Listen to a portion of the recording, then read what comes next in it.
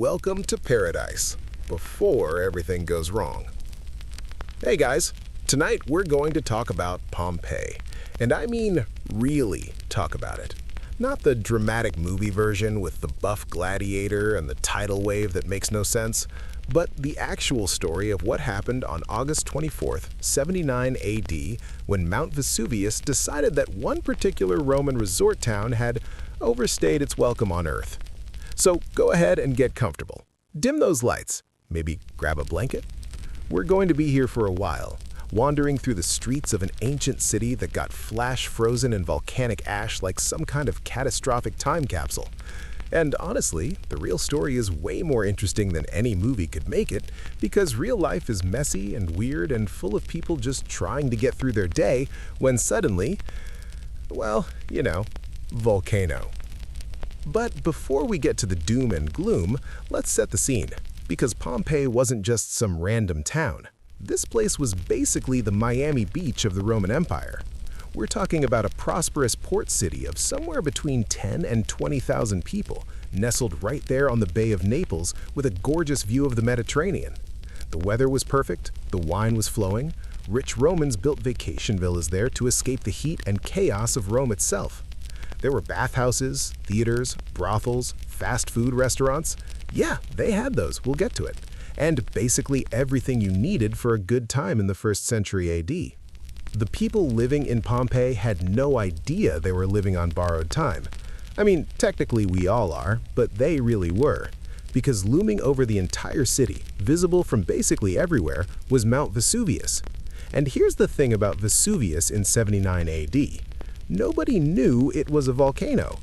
Like, the concept of volcano as we understand it didn't really exist yet in Roman culture. They knew the mountain was there, they knew the soil around it was incredibly fertile, perfect for growing grapes and olives. They did not know that the reason the soil was so good was because the mountain had exploded before and would absolutely explode again. There had been warning signs, of course. There always are. About 17 years earlier, in 62 AD, a massive earthquake had rocked the region. And I'm not talking about a little tremor that makes your wine glass wobble. This was a serious earthquake that damaged buildings all over Pompeii and the surrounding towns. The Roman historian Seneca wrote about it, describing how people were traumatized, how some of the infrastructure was completely wrecked. The locals spent years rebuilding. Some buildings were still under construction in 79 AD, 17 years later. That's how bad it was. But did anyone think, maybe we should reconsider living directly next to this mountain that just tried to shake us off the map? Of course not, because the weather was nice and the real estate was valuable, and humans are remarkably good at ignoring warning signs when there's money or comfort involved. They just rebuilt and moved on with their lives. So by August of 79 AD, Pompeii was humming along. It was summer. The city was probably extra crowded with vacationers escaping Rome's heat. Markets were full, the forum was busy with people conducting business and gossiping, the amphitheater was hosting games. Everything was normal, just another sunny day in paradise. Now, let's talk about what life actually looked like in Pompeii, because this is important for understanding what we find later in the ash. The city was divided pretty clearly by class, as Roman cities tended to be. You had the wealthy elites living in these gorgeous houses called domas, big, elaborate homes built around a central courtyard with colorful frescoes on the walls, fancy mosaics on the floors, their own private gardens. These people had slaves to do basically everything for them: cooking, cleaning, running errands, you name it. Then you had the middle-class folks, the merchants and shop owners and craftspeople who kept the economy running. They lived in smaller homes or in apartments above their shops. They worked hard, made decent money, and probably enjoyed a pretty comfortable life compared to most people in the ancient world. And then you had the poor, who lived in cramped insulae, basically ancient apartment buildings, and worked whatever jobs they could get: laborers, servers, cleaners. Life was harder for them, obviously, but even the poorest residents of Pompeii had access to public amenities that would have seemed luxurious in other parts of the world: public baths, public fountains, public entertainment. The Romans were big on keeping the masses reasonably happy with bread and circuses. One of the most fascinating things about Pompeii is how much we know about daily life there because of how perfectly everything was preserved. We're not just talking about big, important buildings. We're talking about graffiti on the walls, loaves of bread carbonized in ovens, jars of garum, that's fermented fish sauce that Romans put on everything, still sitting on shelves. Election slogans painted on buildings, advertisements for gladiator games, love notes, insults, all of it just frozen in time. The graffiti alone is incredible. Some of it is political, vote for Lucius, he's honest. Some of it is business advertising, the finest bread in town made by Modestus. And some of it is exactly what you'd expect people to write on walls when they think no one important is watching. Crude jokes, declarations of love, bragging about sexual conquests, insults directed at specific people, Marcus is a bedwetter type stuff. It's humanizing in a way that fancy marble statues and official histories never are. These were real people with real lives and real petty grievances. The city had thermopolia, which were basically ancient fast food joints. Literally holes in the wall where you could buy hot food and drinks. They had large clay jars, dolia, built into marble counters where they'd keep stews and wine warm or cool depending on the weather. Archaeologists have found these all over Pompeii, and they've even found the remains of food still in some of the jars. Fish, meat, beans, lentils. These were popular spots for people who didn't have kitchens at home or just didn't feel like cooking. Which mood? The brothels in Pompeii are also particularly well preserved and, extensively decorated. The most famous one is called the Lupanare, which comes from lupa, the Latin word for she-wolf, which was slang for prostitute. It's a two-story building with small rooms, tiny really, barely big enough for a bed, and the walls are covered in erotic frescoes showing various positions and acts. Presumably, these served as a menu of services for customers who maybe didn't speak Latin. The brothel workers, almost all of them slaves or former slaves, would work in these little rooms while clients lined up outside. We know about them because their names are scratched into the walls too, not advertising themselves, but graffiti left by clients. Logus was here with a pretty girl, that sort of thing. It's sad when you think about it. These were people, mostly women, some men, who had essentially no control over their own lives, being used by an endless parade of strangers, and all we have left of them are these casual mentions scratched into plaster by the people exploiting them. The baths were a huge part of Roman social life, and Pompeii had several bathhouses of varying levels of fanciness. The Stabian baths, the Forum baths, the Central baths, which were still under construction when everything ended. Romans didn't just go to the baths to get clean, though they did that too, through a whole elaborate process involving hot rooms and cold rooms and scraping oil and sweat off your skin with a curved metal tool called a strigil. They went to socialize, to exercise, to conduct business, to see and be seen. The baths were gender segregated, with different hours or different sections for men and women, and they were one of the few public spaces where people from different social classes would mix relatively freely. The amphitheater in Pompeii is one of the oldest surviving Roman amphitheaters, built around 70 BC. It could hold about 20,000 spectators, which is more than the entire population of the city, so clearly these games drew crowds from all the surrounding towns. They held gladiator fights, animal hunts, public executions, all the greatest hits of Roman entertainment. And we know from graffiti and historical accounts that people got really into it. There were fan clubs for specific gladiators, betting, rivalries between fans from different cities that occasionally turned into actual riots. In fact, there was a famous riot in 59 AD, about 20 years before the eruption, during games between Pompeii and the neighboring city of Nuceria. Things got heated, as sports rivalries do, and it escalated from shouting to throwing things to an actual brawl that left several people dead. The Roman Senate was so appalled that they banned gladiatorial games in Pompeii for 10 years. 10 years! The Senate took sports violence more seriously than most modern governments do. But by 79 AD, the games were back on. Life had returned to normal after the earthquake. The city was thriving. People were going about their business completely unaware that they were living through the final days of their civilization. Which is kind of the human condition, isn't it? We're all just going about our days assuming tomorrow will be basically like today, when really, anything could happen. The irony is that Pompeii was considered a lucky, blessed place.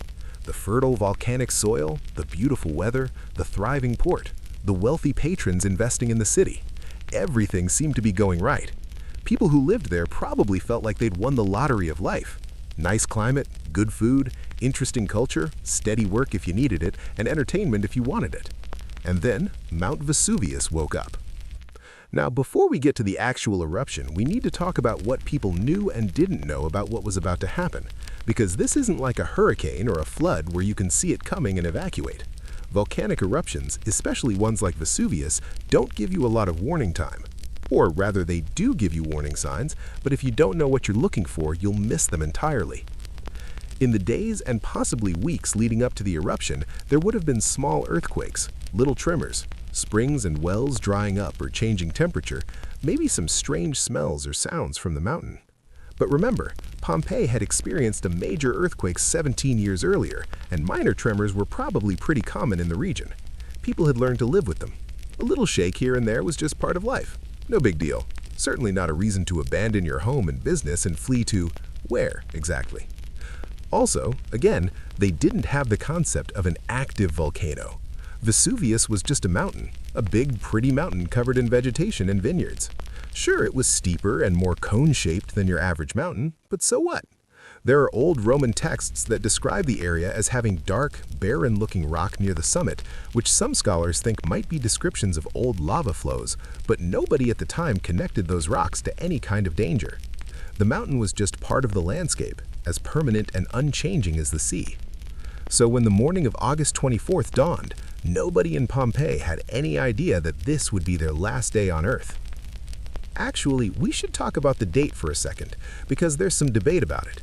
Traditionally, the eruption has been dated to August 24th based on a letter written by Pliny the Younger, who witnessed the eruption from across the bay and wrote about it years later. But some recent archaeological evidence, including the discovery of a charcoal inscription that mentions a date in October, and the fact that they found autumn fruits and people wearing heavier clothing in some of the casts, has led some scholars to suggest the eruption actually happened in October, maybe around October 24th. For our purposes, we'll stick with the traditional dating, because whether it was August or October doesn't really change the fundamental story. What matters is that it happened, and it was catastrophic, and nobody saw it coming. The morning started normally. People woke up, went about their routines, shop owners opened their shops, bakers fired up their ovens. People brought bread, gossiped in the forum, went to work, made lunch plans. It was just another day. And then, around midday, Mount Vesuvius exploded. When the mountain woke up. So here's how a Plinian eruption works, named after Pliny the Younger, who described this exact event, because of course it is.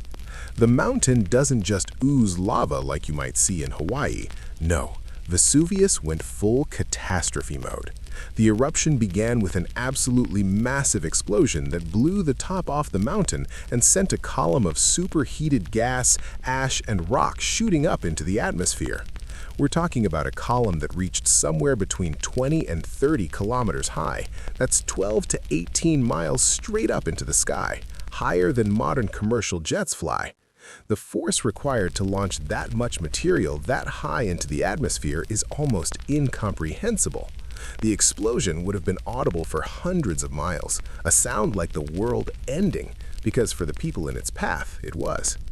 Now, Pliny the Younger was about 18 years old at the time, staying with his uncle Pliny the Elder in Misenum, which was about 20 miles across the Bay of Naples from Pompeii. Far enough to be safe, close enough to see everything. And what he saw, he later described in two famous letters to the historian Tacitus, and those letters are our best eyewitness account of what happened. He described the eruption column as looking like an umbrella pine tree. You know, those distinctive Mediterranean pines with the flat, spreading canopy?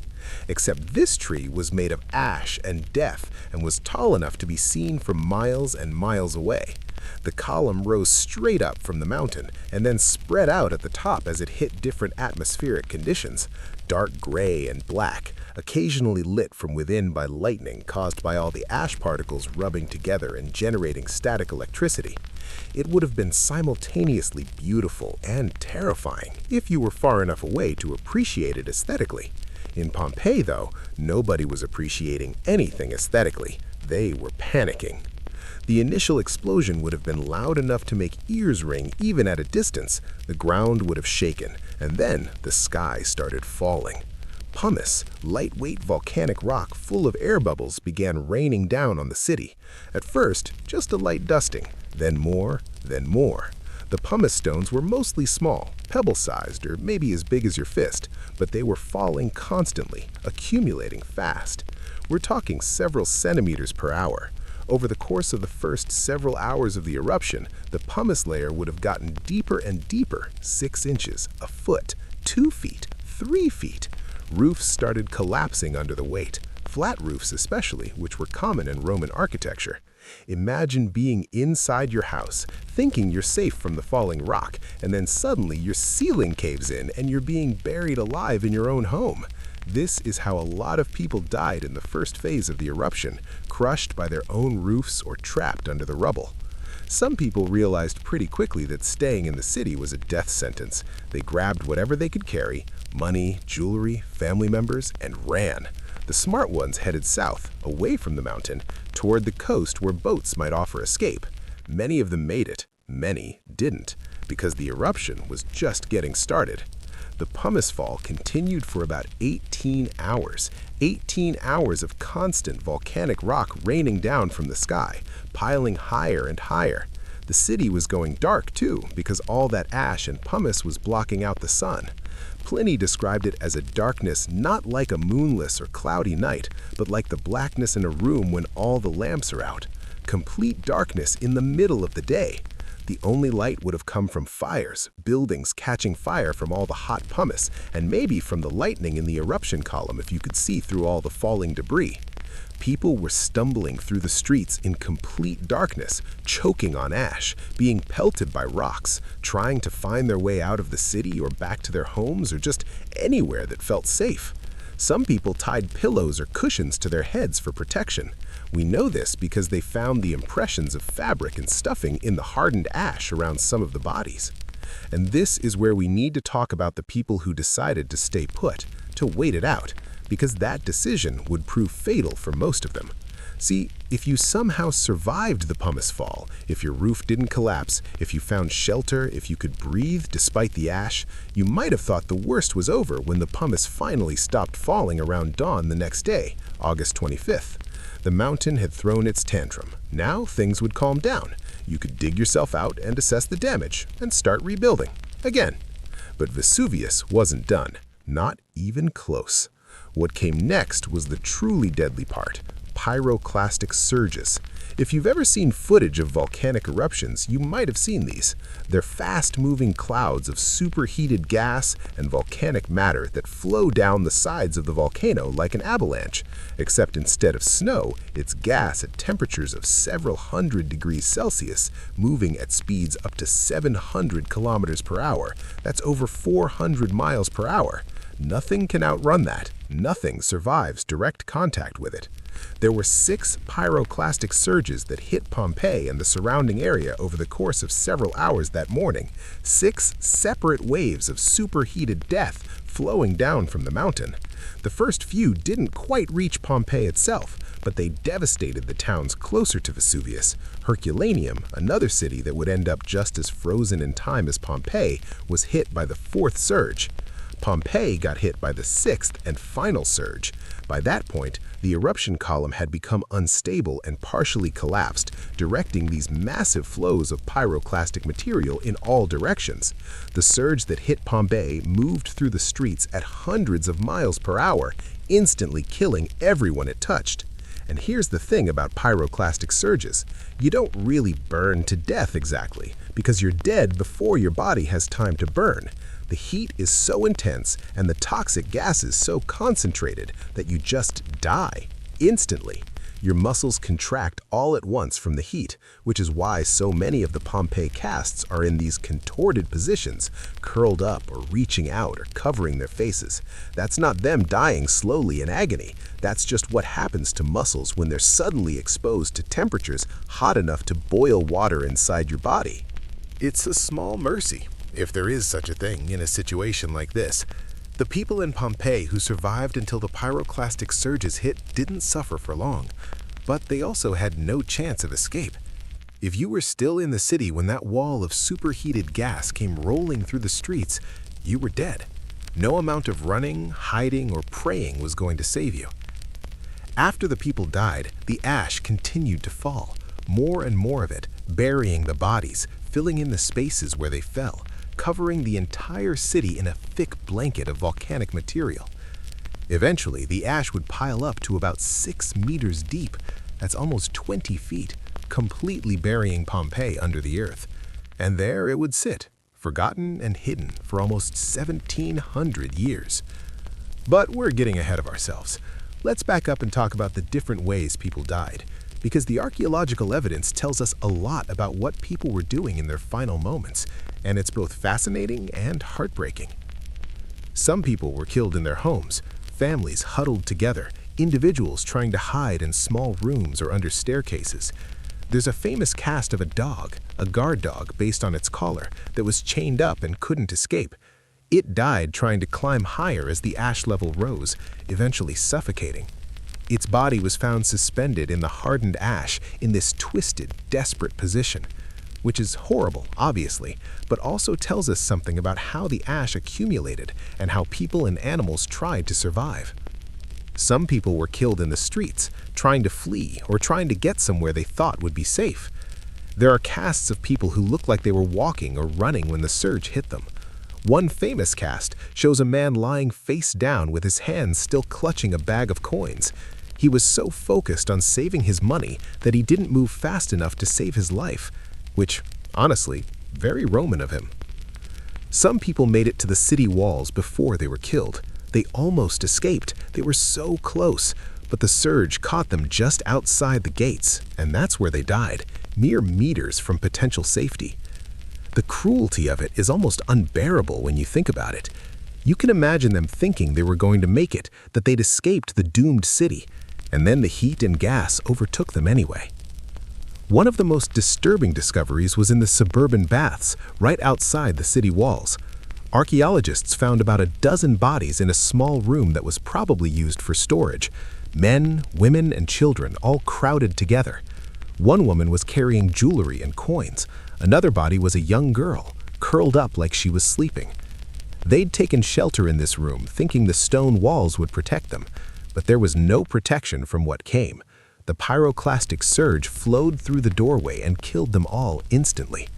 Their bodies were found in various positions, some sitting, some lying down, some pressed against the walls, waiting for something to save them that never came. The Garden of the Fugitives is another heartbreaking sight. It's an orchard area where 13 bodies were found, all from the same family or household group, adults and children. They'd fled there together, maybe thinking that being outside in an open space was safer than being trapped in a building. They were wrong. The casts show them in various states of panic and protection, parents trying to shield their children, people falling as they ran. One body is a pregnant woman, her hands clasped over her belly, trying to protect her unborn child until the very end. Archaeologists have also found bodies in positions that suggest people were sleeping when they died, or at least lying down. Some of these might have been people who were already injured or sick from the pumice fall and couldn't run when the surge came. Others might have just been exhausted from the stress and terror of the previous 18 hours and had just dozed off, assuming the worst was over. Imagine surviving all night long in total darkness while volcanic rock rained down on your city, and then finally allowing yourself to rest as dawn broke, only to be killed in your sleep moments later. The timing of it is almost cruel. There's a debate among scholars about whether everyone in Pompeii died instantly, or whether some people might have survived the surge only to suffocate in the ash afterward. The evidence suggests it was mostly instant death, but there might have been a few people who were far enough from the main surge that got intense heat and toxic gas, but not the instant death levels. They might have lived for a few more minutes or even hours breathing ash before finally succumbing. But honestly, at that point, instant death seems like the preferable option. One thing that's striking about the body casts is how much they reveal about who these people were. Not just their ages and genders and general health, but the small human details that make them real. One cast shows a man whose teeth were in terrible condition, cavities, abscesses, missing teeth. He'd been in pain for a while, probably. Another shows someone with a healed broken arm that had set badly, leaving them with limited mobility. These weren't idealized marble statues of perfect Roman citizens. These were regular people with regular problems, living regular lives, until everything went wrong. The casts also show us what people were wearing, because the fabric left impressions in the ash, even though the fabric itself disintegrated. We can see the folds of togas and tunics, the patterns of sandals. Some people were wearing multiple layers, which supports the theory that this might have happened in autumn rather than August, or maybe they were just cold because the sun was blocked out, or maybe they'd grabbed extra clothes thinking they might need them if they had to flee. We'll never know for certain. What's particularly haunting is that we can see facial expressions in some of the casts, or at least the suggestion of expressions. Mouths open in what might be screams or gasps for air, hands raised to faces as if trying to block out the ash or the horror of what was happening, eyes closed or covered. These weren't peaceful deaths, even if they were quick. The ones who got away, and the ones who watched. Now, not everyone in Pompeii died. That's important to remember. Estimates vary, but archaeologists have found around 1,200 bodies in Pompeii so far, out of a population that might have been 10 to 20,000. So where did everyone else go? Most of them fled. They got out before the pyroclastic surges hit. Remember, there were about 18 hours between when the eruption started and when the deadly surges came. That's a long time if you make the decision to leave early. If you grabbed your family and started walking south the moment the pumice started falling, you could have made it to nearby towns that ended up being spared. You could have made it to the coast and gotten on a boat. You could have survived. But you had to make that decision quickly, and you had to commit to it. And humans are really, really bad at that. We're optimistic by nature. We think things will get better. We don't want to abandon our homes and possessions on what might be a false alarm. We wait to see if things will calm down. We hesitate, and that hesitation kills us. The people who stayed in Pompeii stayed for various reasons. Some were probably too old or sick to travel. Some were slaves who weren't allowed to leave without their master's permission, or who had nowhere else to go even if they could leave. Some were trying to protect their property from looters. Some probably just didn't understand how bad things were until it was too late. And some made the calculated decision to wait out the pumice fall in their homes and then reassess in the morning, which would have been a reasonable choice if the eruption had ended after the pumice phase. The people who left early enough mostly survived. We know this because Pompeii was later resettled briefly, not on the same site but nearby, and some of those settlers were probably survivors or descendants of survivors. We also know that after the eruption, there were legal disputes about property ownership in the buried cities, which means people who had owned property there survived to argue about it. The Roman government eventually declared the buried cities to be public land and prohibited excavation, probably to prevent looting and to put an end to the legal nightmares of trying to establish property rights for real estate that was now buried under 20 feet of volcanic rock. The most famous survivor, or observer really, was Pliny the Younger, who watched the whole thing from Misenum. But his uncle, Pliny the Elder, didn't survive. And that story is worth telling, because it shows both the Roman commitment to helping people and also the terrible unpredictability of the eruption. Pliny the Elder was a naturalist, writer, and naval commander. He was 55 years old, and by his nephew's description, a bit overweight and not in great physical shape. But he was curious and brave and took his responsibilities seriously. When the eruption started and he saw the huge column rising from Vesuvius, his first instinct was intellectual curiosity. He wanted to get closer to observe it, because of course he did. He ordered boats prepared and was getting ready to sail across the bay toward the eruption when he received a message from a friend named Rectina. She lived in a villa at the base of Vesuvius and was begging for rescue. She was trapped there with no way to escape except by sea, and the eruption was getting worse. So Pliny the Elder changed his mission from scientific observation to rescue operation. He ordered the fleet to sail toward the disaster instead of away from it, to try to evacuate as many people as possible. They made it across the bay, but by the time they arrived, the conditions were getting worse. Pumice and ash were falling heavily. Hot rocks were splashing into the sea around the boats. The water was too rough and too full of debris to safely approach the shore where Rectina was trapped. So Pliny the Elder made a decision. They couldn't reach that particular section of coast, but they could reach the town of Stabii, a few miles south, where another friend of his lived. So that's where they went. They pulled into Stabii, and Pliny the Elder disembarked, trying to project calm and confidence to prevent panic.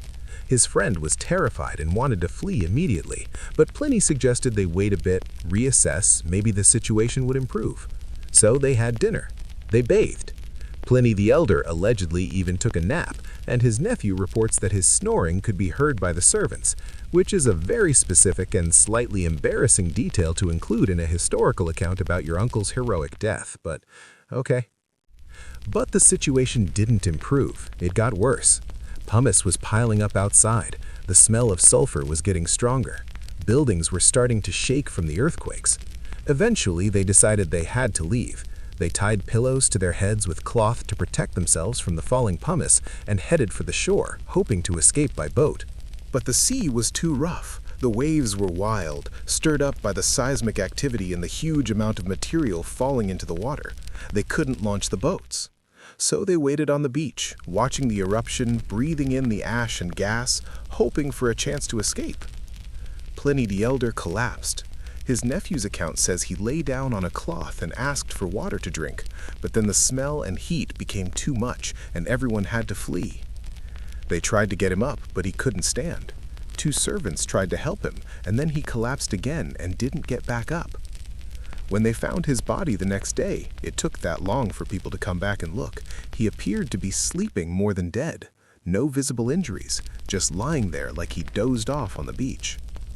He probably died from the toxic gases, carbon dioxide or sulfur dioxide, or some combination of volcanic fumes that his compromised respiratory system, already stressed by the ash and his poor physical condition, just couldn't handle.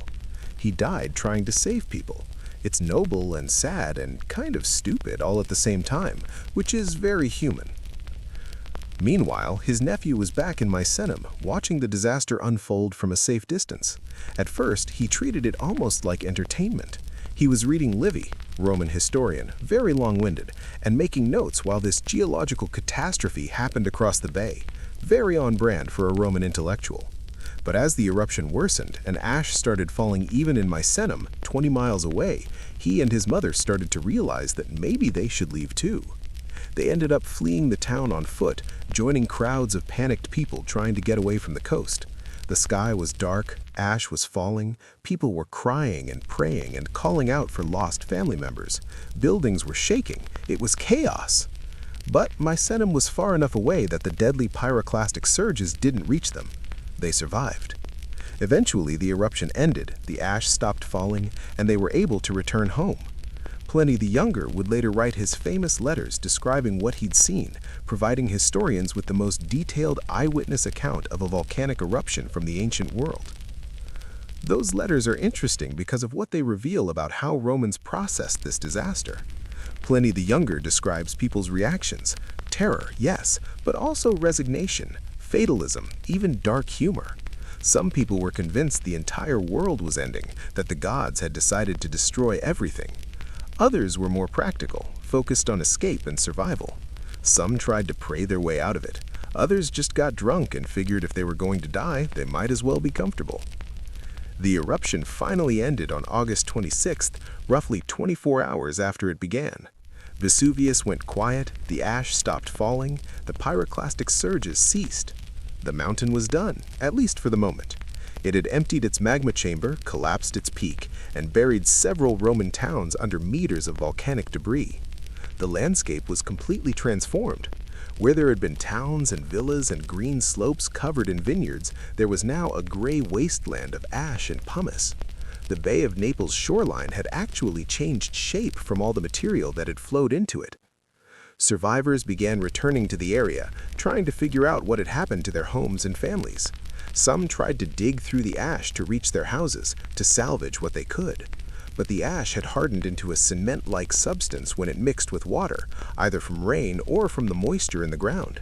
It wasn't easy to dig through, and the cities were buried so deeply that even if you knew where your house had been, finding it under 20 feet of ash would have been nearly impossible without modern equipment. The Roman government sent officials to assess the damage and provide aid to survivors. Emperor Titus, who had only recently taken power, personally funded relief efforts. He sent 2 ex-consuls to oversee recovery operations in Campania. Property from the buried cities was declared public property to prevent looting and speculation. It was a disaster on a massive scale, and the empire responded as best it could. But here's the thing, the empire also kind of moved on. Pompeii and Herculaneum and the other destroyed towns were gone. They couldn't be rebuilt where they were. The survivors resettled elsewhere. Life continued. And over time, the exact location of the buried cities was forgotten. People knew that something had been there, that towns were under the ash, but the specifics faded from collective memory. The area was repopulated, but not where the old cities had been. It was easier to just start fresh somewhere nearby than to try to excavate and rebuild on top of the disaster. For over 1,500 years, Pompeii remained buried and forgotten. Vegetation grew over the ash. New generations of people lived in the area and had no idea there was an entire Roman city preserved beneath their feet. The memory of the disaster was preserved in Pliny the Younger's letters and in other historical texts, but the physical cities themselves were lost. Until they weren't. Finding frozen time. So let's fast forward through about 16 centuries of Pompeii being buried under volcanic ash, forgotten by everyone except historians reading old Roman texts. The year is 1599, a different world entirely. The Roman Empire is long gone, Italy is a patchwork of city-states and kingdoms, and an Italian architect named Domenico Fontana is overseeing the construction of a canal to divert water from the Sarno River. His workers are digging through the ground when they hit something unexpected. Ancient walls, frescoes, inscriptions. They'd accidentally stumbled onto the northwestern edge of buried Pompeii. But here's the thing, nobody realized what they'd found. Fontana noted the discovery and then just kept building the canal. They covered it back up and moved on, because why would you stop a construction project for some old ruins? Italy is full of old ruins. Every time you dig a hole, you hit something Roman. It's just part of living in Italy. So Pompeii stayed buried for another century and a half.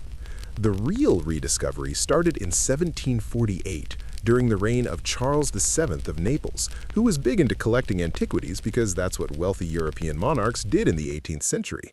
They collected old stuff to show how cultured and educated they were. And Charles had heard rumors about ancient ruins buried somewhere in the area near Vesuvius, so he commissioned excavations, hoping to find some nice statues and artifacts to decorate his palaces.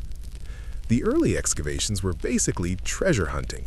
They weren't trying to understand the site or preserve it carefully, they were just digging around looking for pretty things to haul away. When they found something good, a statue, a fresco, fancy glassware, they'd take it and bring it to the king's collection. Everything else was ignored or destroyed. Walls were knocked down to get to the good stuff. Context was disregarded. It was archaeological vandalism, basically, but they didn't know any better. The field of archaeology as we understand it didn't really exist yet. It took them a while to even figure out that what they were excavating was Pompeii specifically. At first, they thought it might be Stabai. The city was so thoroughly buried, and any above-ground markers that might have identified it were long gone. It wasn't until they found an inscription mentioning Pompeii's that they realized what they'd actually discovered, and even then, they didn't fully grasp the significance of it. But as excavation continued over the decades, something remarkable became clear. This wasn't just a buried city. This was a time capsule. Everything was preserved, not just buildings, but objects, food, furniture, art, bodies. It was like someone had hit pause on an entire Roman city at a specific moment in time. Nothing else like it had ever been found. The preservation was so complete because of the specific way the ash and pumice had buried everything. The initial pumice fall had covered everything in a protective layer. Then the pyroclastic surges had killed anyone still in the city and deposited more ash. Then more ash had continued to fall after the surges, covering everything even more deeply. The ash had filled in all the empty spaces surrounding objects and bodies, creating perfect negative molds as organic materials decomposed. When water seeped from the hardened ash over the centuries, it dissolved away the organic material, flesh, wood, fabric, but left the hollow spaces where those things had been. So when excavators discovered these hollow spaces in the ash, they realized they could pour plaster into them and create casts of whatever had decomposed. This technique was pioneered by Giuseppe Fiorelli in 1863, and it revolutionized our understanding of the disaster because suddenly we weren't just finding skeletons, we were finding people. The first casts Fiorelli made were devastating. He poured plaster into hollows in the Garden of the Fugitives and created casts of that family group we talked about earlier, men, women, children, all frozen in their final moments. The casts showed their postures, their clothing, even their facial features in some cases. You could see the terror and desperation preserved in volcanic ash. It was like looking directly at the moment of death across 2 millennia. These casts became one of the most powerful aspects of Pompeii's story. They made it real in a way that ruins and artifacts never could. Because you can walk through an ancient ruin and intellectually understand that people lived there, but when you see a cast of a child curled up next to their parent, or a person reaching out as if trying to escape, or a dog struggling against its chain, suddenly it hits you on an emotional level that these were real people who died terribly. It stops being ancient history and starts being tragedy. The excavations continued throughout the 19th and 20th centuries, gradually uncovering more and more of the city. Different directors and archaeologists brought different approaches and priorities. Some focused on preserving the buildings, others wanted to find artifacts, still others were interested in understanding the layout and social organization of the city. But progress was slow because excavation is painstaking work, and because Pompeii is huge, about 66 hectares or about 160 acres.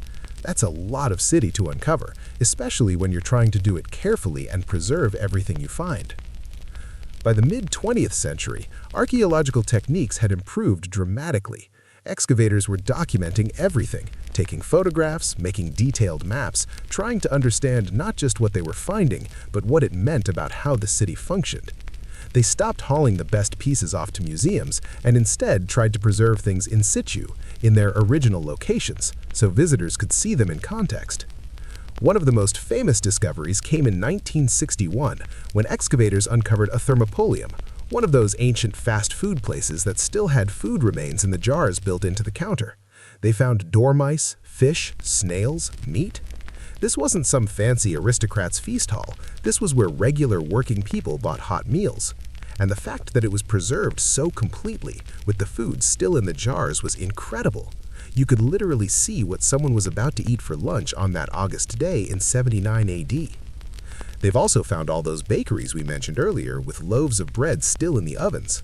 The bread is carbonized, turned to charcoal by the heat, but you can still see the distinctive round shape with the sections marked for breaking.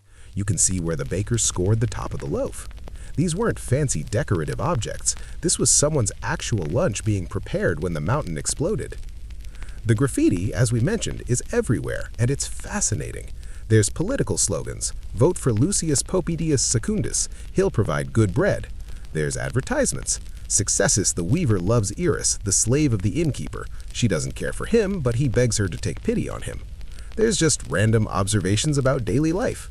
Weep, you girls. My penis has given you up. Now it penetrates men's behinds. Goodbye, wondrous femininity. Which is, quite the announcement to make on a public wall. Some of the graffiti is heartbreaking. Nothing can last forever. I don't want to sell my husband, not for all the gold in the world. We two dear men, friends forever, were here. If you want to know our names, they are Gaius and Aulus. These were people who had thoughts and feelings and relationships and inside jokes, and they wrote them on walls, never imagining that 2,000 years later we'd be reading them and trying to piece together who they were. The bodies tell stories too, even beyond the emotional impact of the casts. Forensic analysis of the skeletal remains has revealed a lot about who lived in Pompeii, their ages at death, their general health, their injuries and diseases. One famous cast is of a man who had a severe limp from an old leg injury. He'd been injured badly enough that his leg had healed shorter than the other one, giving him a permanent disability.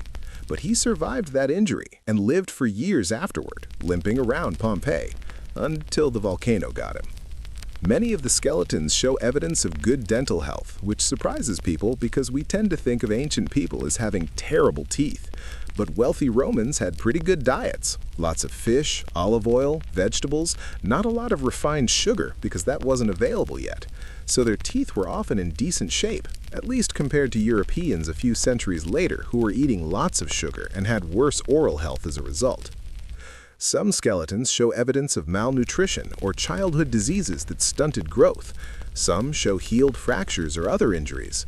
One skeleton was found with a gladiator's greave, a shin guard, still attached to the leg bone, which suggests the person was an actual gladiator who died in or near the barracks. The gladiator barracks, by the way, is one of the eeriest places in Pompeii because they found the bodies of about 20 people there, including gladiators in their cells and what appears to be a wealthy woman wearing expensive jewelry. What was she doing there? Was she visiting someone? Was she romantically involved with one of the gladiators? We'll never know, but it's a tantalizing mystery. The houses and buildings themselves tell us a lot about social structure and daily life. The biggest houses, the ones with the most elaborate decorations and the largest courtyards, belonged to the richest families. We know some of their names from inscriptions and from historical records. The House of the Faun, one of the largest private homes in Pompeii, was owned by a wealthy family and covered nearly 3,000 square meters. It had multiple courtyards, elaborate mosaics, including the famous Alexander mosaic, showing Alexander the Great in battle, and enough rooms to house not just the family, but all their slaves and probably guests and clients as well. Meanwhile, most people lived in much more modest circumstances, small apartments, small shops with living quarters above. The houses were built right up against each other with shared walls, which makes sense in a crowded city where space was at a premium. Privacy wasn't really a concept the way we think of it today. You could hear your neighbors, you could smell your neighbors cooking. Everyone's business was kind of everyone's business. The temples in Pompeii show us what gods the locals worshipped and how religious practice worked in a Roman city. There were temples to Jupiter, Apollo, Venus, Isis, and various other deities. The Temple of Isis is particularly interesting because Isis was an Egyptian goddess and her cult had spread throughout the Roman Empire by the 1st century AD. It shows how cosmopolitan Pompeii was, how open to foreign influences and new religious ideas. The temple was damaged in the earthquake of 62 AD, but was completely rebuilt by the time of the eruption, which tells us the cult was well-funded and had wealthy patrons. Public buildings like the Basilica, basically a courthouse and business center, show us how civic life functioned. People would go there to conduct legal business, make deals, network. The Forum was the heart of the city, surrounded by important buildings and featuring statues of emperors and important local figures. It was where people gathered for markets, political speeches, public announcements. On the day of the eruption, the Forum was probably crowded with people going about their daily business, completely unaware that they had hours to live. The theaters, Pompeii had two, a large one and a smaller covered one for more intimate performances, tell us about entertainment culture. Romans loved theater, everything from serious dramatic performances to bawdy comedies. The large theater could hold about 5,000 people, which again is more than half the city's population, so clearly these were major community events that drew crowds from the surrounding area. And then there are the bodies in the boathouses near the ancient shore. When excavators found the arched structures that served as boat storage, they discovered about 300 people who had fled there hoping to escape by sea. They were waiting for the water to calm down enough to launch boats when the pyroclastic surge hit them. Men, women, children, slaves, wealthy people clutching their valuables, all of them dead in what they thought would be their escape route. It's such a cruel twist of fate. They'd made it out of the city. They were at the shore. Boats were right there. And then they died anyway, killed by superheated gas while they waited for their chance at survival that never came. Modern excavation continues, though at a much slower pace now. Only about 2/3 of Pompeii has been excavated so far. The remaining third is being left buried, partly to preserve it for future generations who will have even better technology and techniques, and partly because excavating everything would be incredibly expensive and time-consuming. Plus, once you excavate a site, it starts deteriorating from exposure to air and weather, and tourists. So there's an argument for leaving some of it protected under the ash that's preserved it for so long. The parts that have been excavated require constant maintenance. Frescoes fade from light exposure, mosaics crack from temperature changes and settling, buildings collapse from age and earthquake damage. Yes, the area still has earthquakes. It's still right next to an active volcano. Vesuvius hasn't erupted since 1944, but it's not extinct. It's just sleeping, and it will erupt again someday, probably with little warning, just like it did in 79 AD. That's one of the strange things about visiting Pompeii today. You're walking through a city that was destroyed by the mountain looming in the background, and that same mountain is still there, still active, still dangerous. There are about 3 million people living in the potential danger zone around Vesuvius now. 3 million.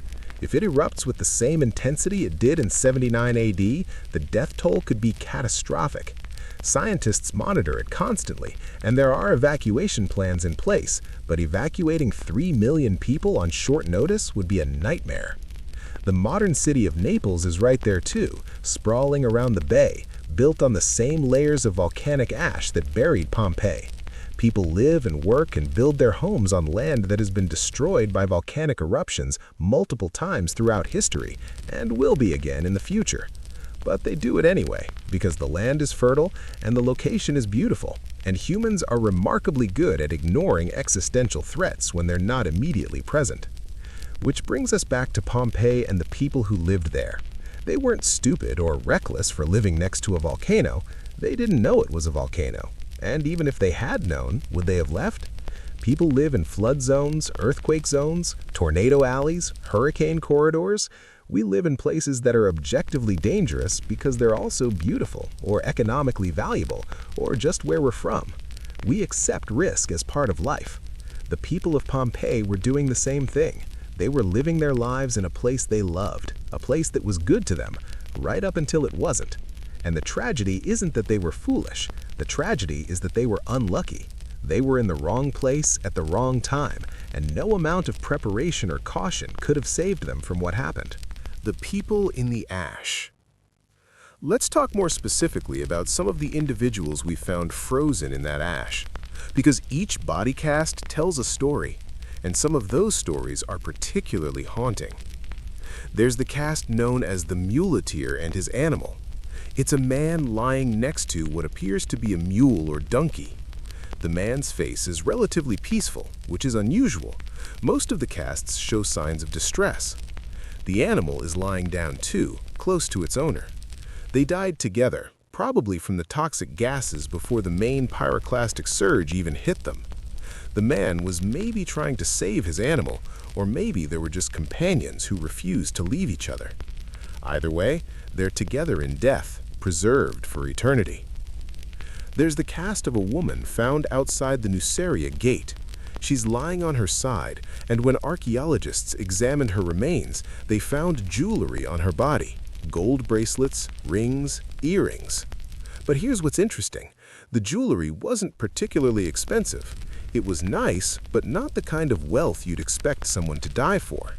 But she was clutching it when she died, which suggests these pieces meant something to her beyond their monetary value. Maybe they were family heirlooms. Maybe they were gifts from someone she loved. Maybe they represented her entire life savings. We'll never know, but she thought they were worth trying to save. Then there's the so-called two maidens cast, which was actually two young women found embracing each other. For years, people assumed they were sisters or friends who had huddled together for comfort in their final moments. But modern forensic analysis has suggested that at least one of them might have been male, not female, which changes the interpretation entirely. Were they a couple, friends, family members? The embrace tells us they knew each other, that they sought each other out as death approached, that they didn't want to die alone. But the specifics of their relationship remain a mystery. There's a cast of a man who was found with a key in his hand. He was probably a slave or servant given the responsibility of locking up and protecting his master's property. He was doing his job until the very end. The key is still there in the cast, visible where his hand had been. A tiny detail that makes the whole thing feel even more real. He had a specific task. He was carrying it out. And then he died, still holding on to that key, still trying to fulfill his responsibility, even as the world ended around him. One of the most famous casts is of a pregnant woman. She's lying on her back, her hand on her belly. Modern scanning technology has even been able to detect the fetus inside the body cavity. She was probably in her third trimester based on the size. So she died knowing she was about to have a baby, and the baby died too. Never born, never given a chance to life. It's almost unbearably sad. All the hopes and plans she must have had for that child, all the anticipation of motherhood, just ended in an instant. There's the cast known as the Lady of the Rings because she was found wearing 4 gold rings. But when researchers examined the body more closely, they realized something was off. The skeleton was male, not female. So this wasn't a lady at all. It was a man wearing women's jewelry and possibly women's clothing. The interpretations of this vary. Maybe he was someone who identified as a woman or dressed as a woman. Maybe he was a thief who had stolen the rings and was trying to escape with them. Maybe he was trying to disguise himself for some reason.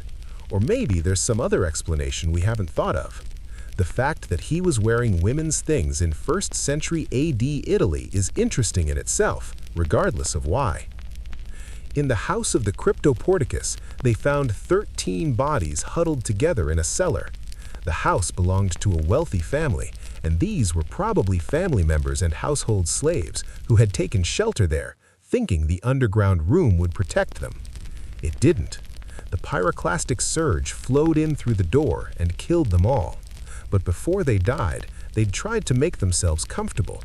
There were lamps, cushions, food supplies. They'd settled in to wait out the disaster. One of the casts is of a woman with an elaborate hairstyle, very clearly upper class.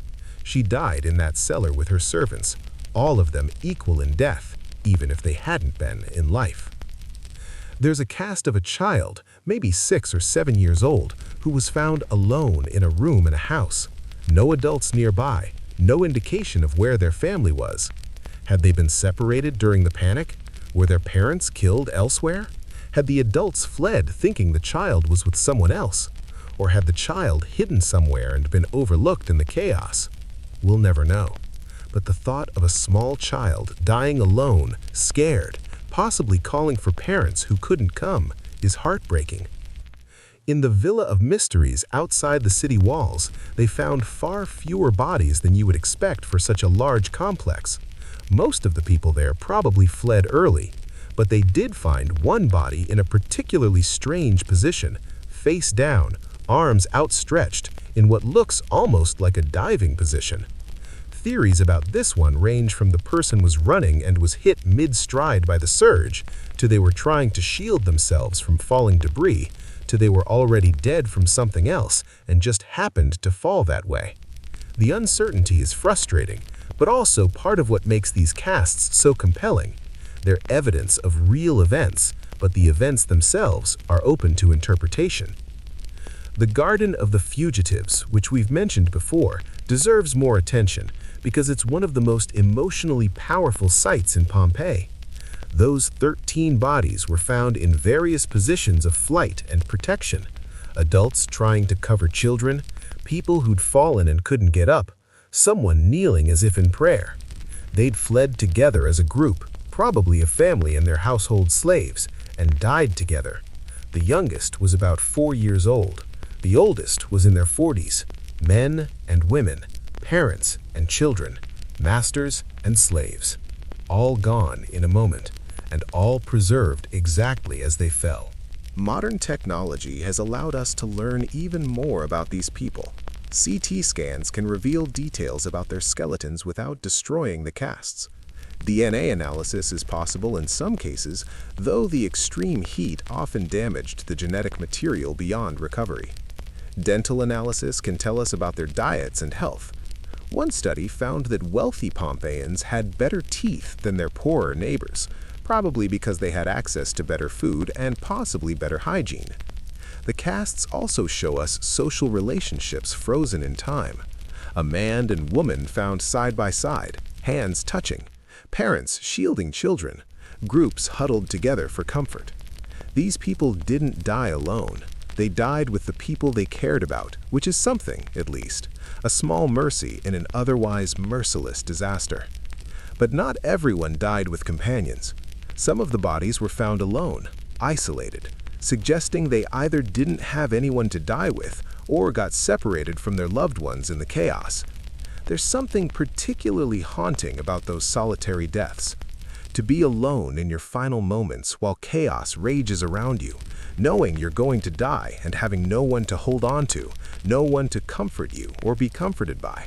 It's the kind of loneliness that transcends time. One body was found in what appears to be a storage room, crouched in a corner. The position suggests they were trying to make themselves small, hiding maybe, or just curling up in terror. They were alone in that room when the surge hit. No one else nearby, just one person, terrified, dying alone in the dark.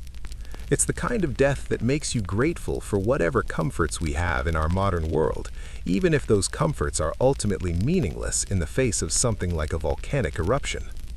The bodies in the boathouses represent a different kind of tragedy. These were people who almost made it. They'd escaped the city, they'd reached the shore, they had boats available. All they needed was for the water to calm down enough to launch, and they would have survived. But the sea was too rough, churned up by all the volcanic material falling into it and the seismic activity shaking the earth beneath the water. So they waited, and while they waited, they died. Among those 300 bodies at the shore, there's a huge range of social classes. Wealthy people with their jewelry and fine clothing, slaves with nothing, soldiers with their military equipment, children with their toys. All of them equal in death, all of them victims of the same disaster regardless of their status in life. One woman was found with an infant in her arms, both of them dead. The baby was maybe a few months old, too young to even understand what was happening, just aware that something was wrong, that the world was loud and scary, and that mommy was holding them. And then it was over.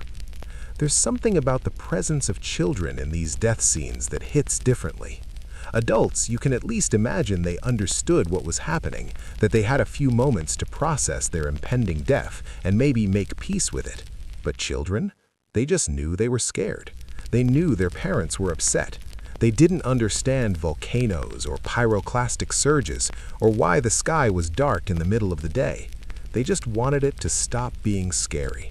And then they died, confused and terrified, not understanding why the adults couldn't fix it. One cast shows a family group where a small child is being held by an adult, probably a parent, and another adult is behind them as if shielding them both. The protective instinct is so clear. Even when death was inevitable, even when there was no hope of survival, the adults were still trying to protect the child, still putting themselves between the child and danger. It didn't save anyone, but they tried.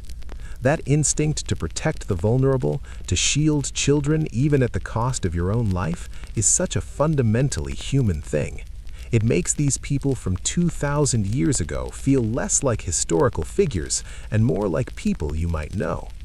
The slaves present another complicated aspect of the tragedy. Many of the bodies found in wealthy houses were probably slaves.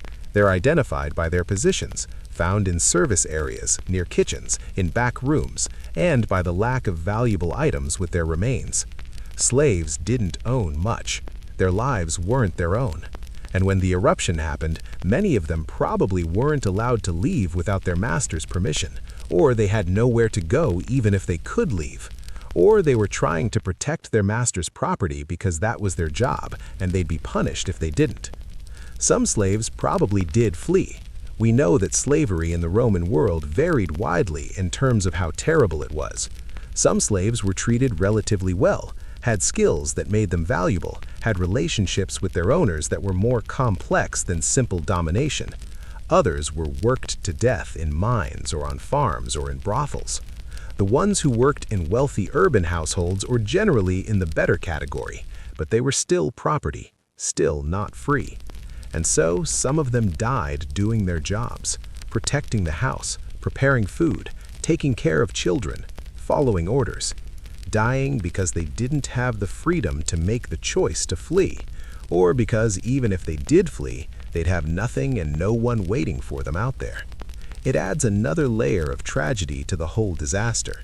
Not just that people died, but that some people died because their social position didn't allow them the freedom to even try to save themselves. The gladiators in the barracks are another interesting case. Gladiators were slaves, technically, but they were also celebrities. Popular gladiators had fans, made money, well, their owners made money off them, and lived better than most slaves. But they were still slaves, still property, still not free to leave when they wanted. When the eruption happened, the gladiator barracks was locked. The men were in their cells. They couldn't get out. And so about 20 of them died there, trapped in a building that was supposed to house them, waiting for someone to let them out who never came. Maybe their keepers fled and forgot about them. Maybe the keepers died too. Maybe in the chaos and panic, everyone just forgot that there were valuable slaves locked up in the barracks. Whatever the reason, those men died trapped and helpless. Except for one. There's evidence that one gladiator tried to break out. His body was found in a position that suggests he was attempting to force open a door or window when the surge hit him. He almost made it, almost freed himself. But almost doesn't count when you're dealing with a pyroclastic surge moving at hundreds of miles per hour. And then there's the wealthy woman found in the barracks with them. She was wearing expensive jewelry, gold bracelets, elaborate earrings. What was she doing there? The most popular theory is that she was visiting one of the gladiators. Maybe she was a fan. Maybe she was having an affair with one of them. Roman women, especially wealthy women who had some freedom of movement, sometimes did have relationships with gladiators. It was scandalous, but not unheard of. So maybe she was there visiting her favorite when the eruption started, and she got trapped along with the men. Or maybe she fled there thinking the solid construction of the barracks would protect her. We'll never know for sure. But she died there, among the gladiators, her jewelry marking her as an outsider in a place where she probably shouldn't have been. The House of the Golden Bracelet is worth mentioning because of what was found there. Multiple bodies, including a woman wearing an expensive gold bracelet shaped like a coiled snake. Snake jewelry was popular in Rome. It symbolized eternity and protection. Didn't protect her from the volcano, obviously, but the symbolism is kind of ironic. She was found with what appears to be family members in a garden area. They'd fled the house into the garden, maybe thinking that being outside was safer. It wasn't. In various houses throughout Pompeii, archaeologists have found bodies in positions that suggest people were trying to escape through windows or walls, climbing up to roofs, digging through debris, doing whatever they could think of to survive. The desperation is palpable even 2 millennia later. These weren't people accepting their fate. These were people fighting to live until the very last second. And then they lost the fight. One particularly haunting find was in a house where a body was discovered in what appears to be a prayer position. Hands clasped, head bowed. Whether the person was actually praying or just happened to fall that way is unclear, but the image of someone spending their final moments trying to appeal to the gods for salvation, only to die anyway, is powerful. The Romans were deeply religious. They made offerings, conducted rituals, built temples, sought divine favor for everything from business deals to safe travel. And when faced with catastrophe, of course they prayed. What else could they do? But the gods didn't answer. Or maybe the gods did answer, and the answer was no. Roman religion wasn't like modern monotheistic religions where God is supposed to be loving and merciful. Roman gods were powerful and capricious. They had their own agendas. They didn't necessarily care about human suffering. You made offerings and performed rituals to try to keep them happy, or at least neutral toward you, but there were no guarantees. Sometimes bad things just happened, and all the prayer in the world wouldn't stop it. There's archaeological evidence that some people tried to make offerings even as the disaster unfolded. Small altars in houses with fresh offerings left there. Temples with evidence of recent religious activity. People doing what they'd been taught to do in times of crisis, appeal to the divine. It didn't work. The mountain didn't care about their prayers or offerings. It just erupted and buried everything. The bodies themselves, beyond the emotional impact, have taught us a lot about what life was like in Pompeii. The skeletal remains show evidence of hard physical labor in many cases, stress fractures, worn joints, signs of repetitive motion injuries. These people worked hard. Even wealthy Romans who had slaves to do most things still engaged in physical activities, exercise, walking, the baths. The poorer residents worked even harder, obviously, doing manual labor to survive. Disease evidence is there too. Some skeletons show signs of malaria or other illnesses that were common in the ancient world. Life expectancy was much lower than today. Infant mortality was high. Even wealthy people died young by our standards. A person in their 40s was considered old. Making it to your 60s was remarkable. And yet people still built their lives, made plans for the future, invested in their children's education, saved money for retirement they might not live to see. Human optimism persists even in the face of terrible odds. The genetic analysis that's been possible on some remains has shown that Pompeii was more diverse than you might expect. There's evidence of people with ancestry from different parts of the Mediterranean, from North Africa, from the eastern provinces. Pompeii was a port city, a trading hub, a vacation destination for wealthy Romans from all over the empire. Of course it was diverse. People came there for business and pleasure, and some of them stayed, married locals, had children, became part of the community. One skeleton showed evidence of tuberculosis, the disease that was slowly killing them even before the volcano did. Another had signs of severe childhood malnutrition that had stunted their growth. These people survived their illnesses and hardships and injuries long enough to make it to adulthood, only to be killed by a disaster that didn't care about their personal histories. The volcano was the great equalizer. Healthy or sick, rich or poor, Roman or foreign, adult or child, everyone died the same way. The irony of paradise lost. Let's talk about the broader irony of what happened to Pompeii, because there's something almost cosmically cruel about it. This was a city that had everything going for it. Beautiful location, thriving economy, cultural amenities, good weather. It was literally called a paradise by some Roman writers. People saved money their whole lives to retire there or to buy vacation property there. It was the dream destination. And all of that, all the wealth and beauty and culture, was built on top of the very thing that would destroy it. The fertile soil that made the region so productive? Volcanic.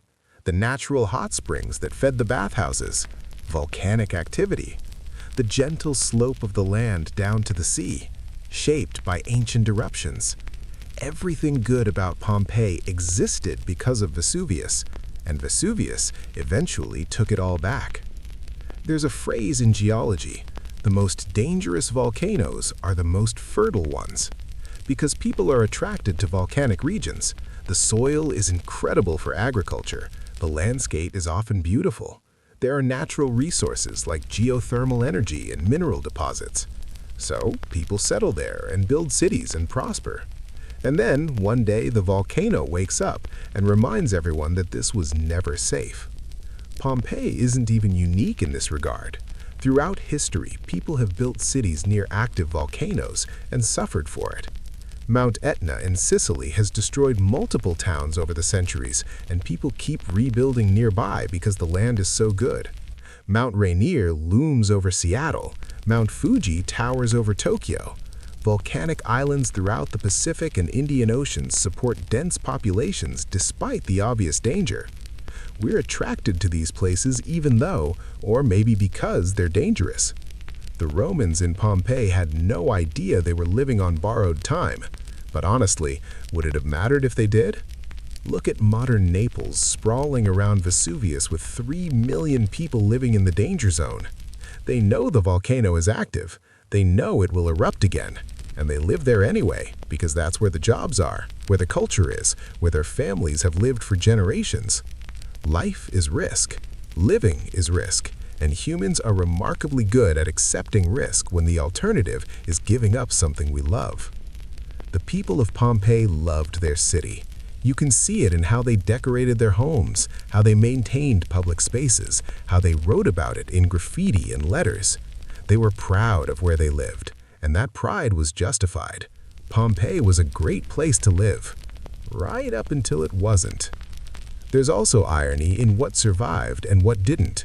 The grandest buildings, the most important structures, many of those were damaged or destroyed in the earthquake of 62 AD and were still being rebuilt when Vesuvius erupted. The Temple of Jupiter in the Forum was heavily damaged and had scaffolding on it when Vesuvius erupted. The central baths were under construction, not yet finished. So the disaster happened at a moment when the city was still recovering from the previous disaster, still in the process of rebuilding, still trying to get back to normal. Imagine spending 17 years rebuilding after a major earthquake, pouring money and effort into restoring your city to its former glory, finally starting to see results, finally feeling like things are getting back to normal. And then an even worse disaster hits and buries everything. All that effort, all that investment, all that hope for the future, just gone, erased, buried under 20 feet of volcanic ash. The wealth that people tried to save during the evacuation is another layer of irony. So many bodies were found with valuable items, jewelry, coins, precious objects. People grabbed what they thought was important and tried to save it. And then they died, and their treasure died with them, buried in the ash. All that gold and silver and jewelry sat underground for 17 centuries, completely worthless, while the people who died protecting it became the real treasure. The bodies, the casts, the evidence of human life, that's what we value now, not the coins and rings, but the people who held them. There are stories from the early excavations of treasure hunters breaking through into houses and finding valuable items and just taking them, destroying archaeological context in the process. Those objects are scattered now, in private collections or lost entirely. We have no idea where they came from or what they might have told us about the people who owned them. The treasure hunters got their gold, but humanity lost the story. And the story is infinitely more valuable than any amount of gold. The preservation of everyday items is what makes Pompeii so special, and that's ironic too. The disaster that destroyed the city is also what saved it. If Vesuvius hadn't erupted, Pompeii would have continued existing for decades or centuries longer. But then it would have been abandoned eventually, like most ancient cities. Buildings would have crumbled, artifacts would have been looted or lost, the wood and fabric and organic materials would have rotted away. By now, 2,000 years later, there would be some ruins left, maybe, but nothing like what we actually have. Instead, because of the eruption, we have a complete snapshot of Roman life. We have bread in ovens and paintings on walls and graffiti declaring Marcus loves Spendusa, and bodies frozen in place and food preserved in jars. We have more information about daily life in Pompeii than we do about almost any other ancient city. The catastrophe became a time capsule. Destruction became preservation. And the people of Pompeii became immortal in a way they never could have imagined. The wealthy elites probably hoped to be remembered through monuments and inscriptions. The common people probably didn't expect to be remembered at all. But now, 2,000 years later, millions of people from around the world come to Pompeii every year to walk the same streets they walked, to see their homes, to marvel at their art, to read their graffiti, to stand in front of their body casts and feel a connection across millennia. They're more famous in death than they ever were in life. There's something bittersweet about that. These people suffered a terrible fate, but they achieved a kind of immortality through that suffering. Their lives matter to us. We care about them. We study them. We try to understand who they were and how they lived. Historians and archaeologists have spent careers piecing together the details of their daily existence. Their names are spoken again after 2,000 years of silence. Not all of them, most of them are anonymous, but some. And even the anonymous ones are remembered as part of the collective tragedy of Pompeii. Think about your own life for a moment. What would be preserved if your home was suddenly buried and frozen in time? What would archaeologists 2,000 years from now conclude about you based on what you own, where things are placed, what you have in your kitchen and bathroom and bedroom? Would they understand you? Would they get the context right, or would they make wild guesses based on incomplete information? That's what we're doing with Pompeii, making educated guesses based on evidence. Sometimes we're probably right. Sometimes we're probably hilariously wrong. The two maidens that turned out to maybe be a male and female, that's an example of how we can get things wrong for decades before new technology reveals the truth. How many other assumptions about Pompeii are wrong? How much are we missing because we're interpreting evidence through our modern lens instead of seeing it as the Romans would have? The brothel with the erotic frescoes on the walls, that interpretation seems pretty solid, but some houses have similar imagery in private rooms, and scholars debate whether those were also commercial sex workspaces or just wealthy people decorating their homes with erotic art, which was common in Roman culture. Sex wasn't as taboo for the Romans as it became in later Christian Europe. Erotic art was decorative, even tasteful in some contexts. So maybe some of the brothels we've identified weren't brothels at all. Or maybe they were. We're making educated guesses. The social dynamics of the city are another area where we have to extrapolate from limited evidence. We know Pompeii had a local government with elected officials. We have election graffiti urging people to vote for specific candidates. We know there were wealthy patrons who funded public buildings and entertainment. We know there were social clubs and religious organizations and trade guilds. But the day-to-day politics, the personal rivalries and friendships and business dealings, most of that is lost. What we're left with are fragments, names painted on walls, graffiti insults, bodies frozen in ash, buildings and objects and art. And from those fragments, we're trying to reconstruct entire lives, an entire society. It's detective work with a 2,000-year-old crime scene and most of the evidence destroyed or missing. But here's the thing. Even with all the gaps in our knowledge, even with all the uncertainty, Pompeii gives us something that's incredibly rare in ancient history. It gives us the lives of ordinary people. Most ancient history is about emperors and generals and rich people who could afford to have their lives documented. We know what Julius Caesar did on specific days. We have no idea what the average Roman farmer in Gaul was doing on those same days. Pompeii changes that. We can see where regular people shopped, what they ate, how they decorated their modest homes, what jokes they found funny, what political candidates they supported, who they loved, what made them angry. The graffiti is especially valuable for this because it wasn't written by elites for posterity. It was written by random people expressing random thoughts, never imagining anyone would care 2,000 years later. Successus was here, written on a wall, means nothing to history. Successus probably wasn't an important person. He didn't command armies or pass laws or write philosophy, but he existed. He was real. He was somewhere, probably Pompeii, and he wanted people to know he'd been there. And now we do. We remember Successus, whoever he was, because his name survived in ash. There's something deeply human about that impulse to leave a mark, to say, I was here. We still do it today.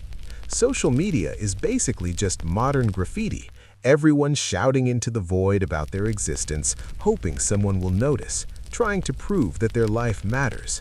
The Pompeians were doing the same thing 2,000 years ago. They were proving they existed. And ironically, the disaster that ended their existence is what allowed their proof to survive. The mountain's other victims. We've focused a lot on Pompeii, but it wasn't the only city destroyed that day. Herculaneum was even closer to Vesuvius, and it actually provides even better preservation in some ways because it was buried under pyroclastic material that was deeper and more protective than what covered Pompeii. Where Pompeii got pumice fall first and then surges, Herculaneum was hit almost immediately by surges because of its proximity to the mountain. Herculaneum was smaller than Pompeii, maybe 5,000 residents, and wealthier on average. It was more of an upscale residential area, less commercial than Pompeii. Wealthy Romans built elegant villas there to enjoy the sea views and the peaceful atmosphere. It was quieter, fancier, more exclusive, and it got destroyed just as thoroughly as its larger neighbor. For a long time, archaeologists thought most of Herculaneum's population had escaped because they found very few bodies in the city itself. Unlike Pompeii, where bodies were scattered throughout the streets and buildings, Herculaneum's excavated areas were mostly empty of human remains. The theory was that the residents saw the eruption column rising from Vesuvius and had more time to evacuate because they weren't getting the pumice fall that Pompeii was experiencing. Then, in the 1980s, they excavated the ancient shoreline, which is now buried well inland because of how much volcanic material flowed into the sea and changed the coastline, and they found the boathouses. And in those boathouses, they found about 300 people who had fled there hoping to escape by sea. Just like at Pompeii's shore, they were waiting for boats when the pyroclastic surges hit them. The preservation at Herculaneum is different from Pompeii because the surges that hit it were different, hotter, faster, more intense. The bodies weren't slowly buried in ash, they were instantly killed and then rapidly buried in superheated volcanic material. This means that organic materials like wood and fabric are sometimes preserved in carbonized form. They found wooden furniture, wooden doors, rope, fabric, things that would never survive at most archaeological sites. They've even found food, loaves of bread, similar to Pompeii, but also things like figs, dates, nuts, all carbonized but recognizable. One house had a wooden shrine with carbonized offerings still in place.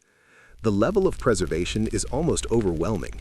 You can see the grain of the wood in doors and furniture. You can see the weave pattern in fabric. It's like the city was flash frozen in carbonized form. The bodies at Herculaneum tell a different story than Pompeii's bodies.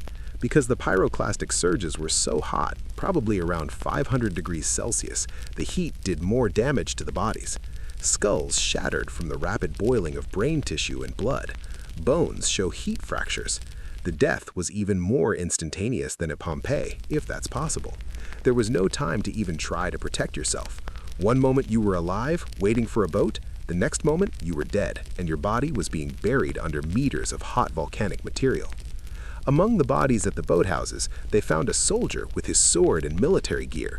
He'd probably been stationed in the area and was trying to evacuate along with civilians.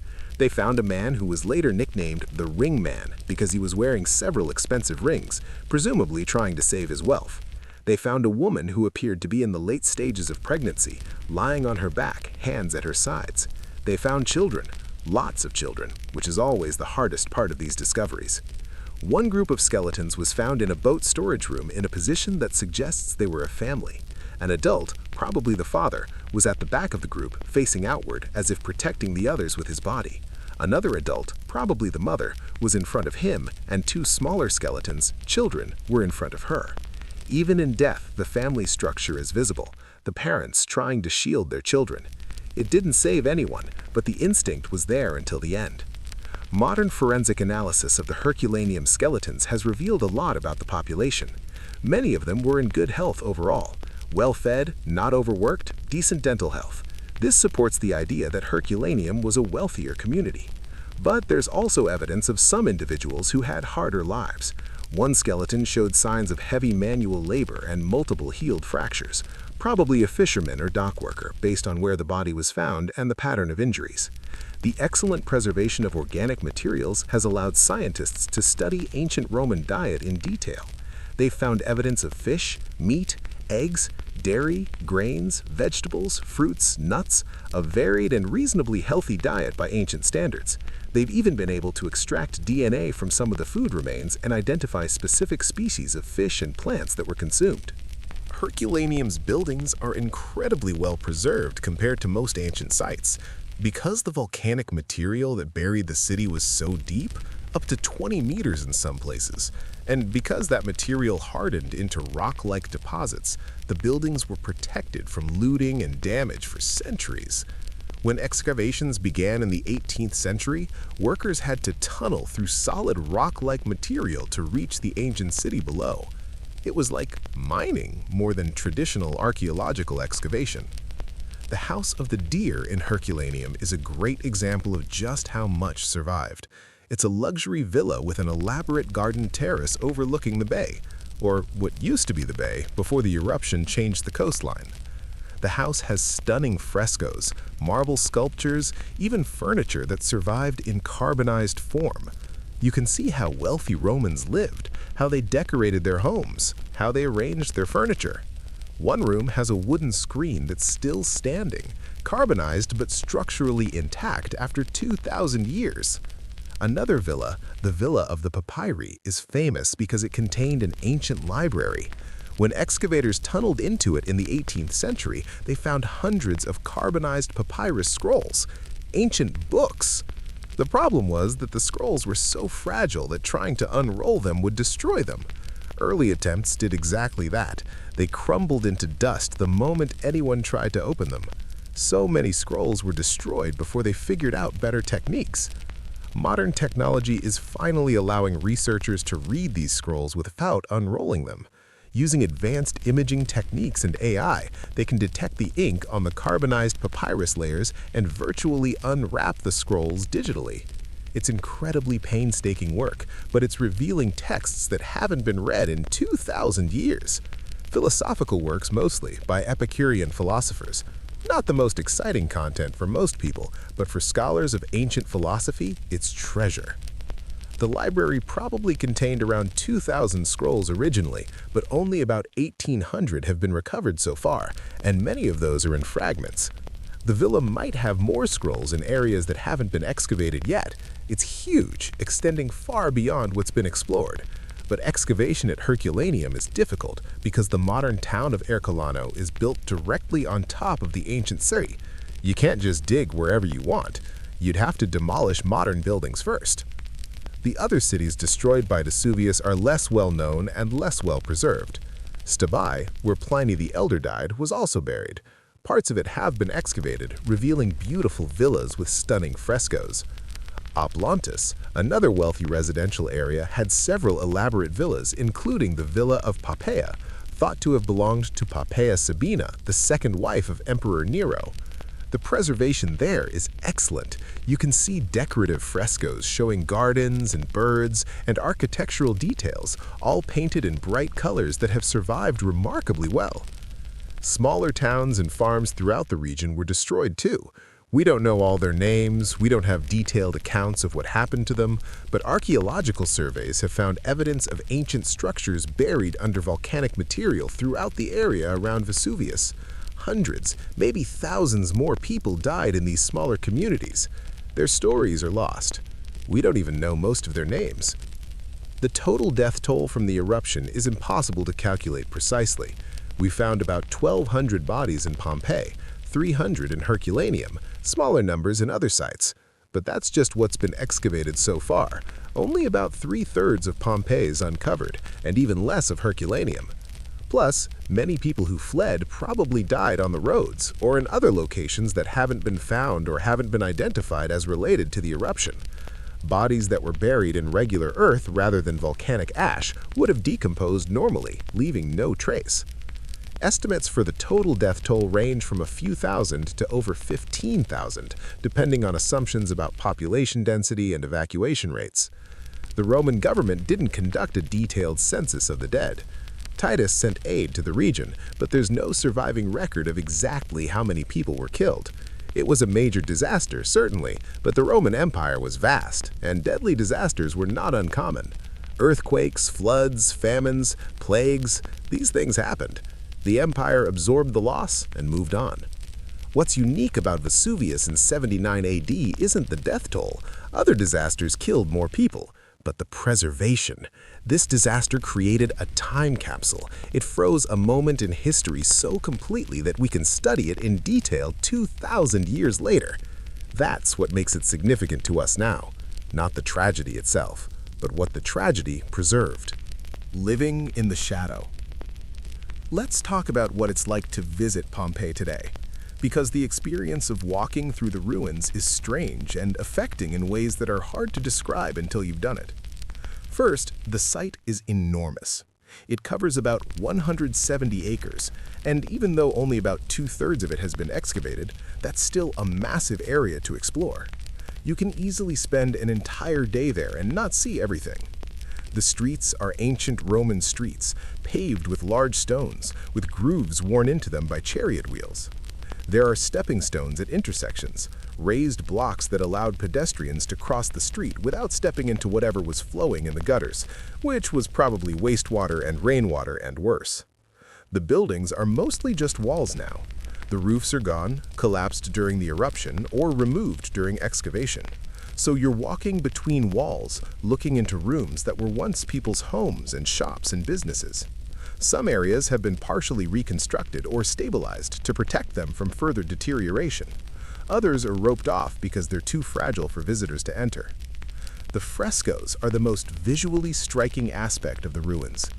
Many walls still have their painted decorations, and the colors are surprisingly bright considering they're 2,000 years old. Reds and yellows and blues and greens, depicting everything from mythological scenes to garden landscapes to simple geometric patterns. Romans loved decorating their walls with paintings. Even relatively modest homes have at least some decorative painting. The public buildings are impressive too. The Forum, surrounded by columns and the remains of temples and government buildings. The amphitheater, where you can still sit on the ancient stone seats and imagine 20,000 Romans cheering for gladiators. The theaters, the bathhouses, the temples, all of them still recognizable, still functional in terms of understanding what they were and how they were used. Walking through the streets, you pass shops with their counters still intact. You see bakeries with their ovens, thermopolia with their food jars embedded in marble counters. You see houses with their courtyards and gardens, though the gardens now are modern reconstructions based on archaeological evidence of what plants were there originally. You see the brothel with its small rooms and explicit frescoes. You see graffiti on walls, though much of it is faded or hard to read now. And then you see the body casts, and everything shifts. Because up until that moment, you're looking at ruins, stone and plaster and old paintings. Historically interesting, but emotionally distant. But then you see a cast of a human being, frozen in death, and suddenly it's not distant anymore. It's viscerally real. The casts are displayed in various locations throughout the site. Some are in the places where the bodies were found. The Garden of the Fugitives casts are still in that garden, for example. Others have been moved to protected areas or to the on-site museum. Seeing them in person is different from seeing them in photographs. There's a weight to it, a presence. You're looking at the exact shape of a person who died 2,000 years ago, and somehow that makes them feel more real than any photograph or description could. Some visitors find the casts disturbing or depressing. Others find them moving. Some people cry, some take photographs. Some just stand there in silence, trying to process what they're seeing. There's no right way to react. Everyone processes death and tragedy differently. The dog cast tends to affect people strongly. It's been moved to the museum now, but for a long time it was displayed in the house of Orpheus where it was found. Seeing an animal that suffered and died brings out empathy in a lot of people. The dog didn't choose to be there. It was chained up and couldn't escape. Its death was cruel and senseless even by the standards of a disaster that killed thousands of people. People get angry about that dog in a way they sometimes don't about the human victims. Maybe because it's easier to empathize with an animal's helplessness than to confront the reality of human death on a massive scale. The site is always crowded with tourists. Millions of people visit Pompeii every year, making it one of the most popular tourist destinations in Italy. Which creates problems, actually. All those visitors cause wear and tear on the ancient structures. Touching walls, walking on mosaics, breathing moisture into frescoed rooms, it all adds up over time. The site is constantly deteriorating, and preservation is an ongoing challenge. There have been some embarrassing collapses over the years. In 2010, the House of the Gladiators collapsed entirely, just fell down into rubble. It caused international outcry and led to investigations into how the site was being managed. The problem is funding and maintenance. Preserving an archaeological site this large is incredibly expensive, and the Italian government doesn't always provide adequate resources. There's been more investment in recent years, but it's a constant battle against time and entropy.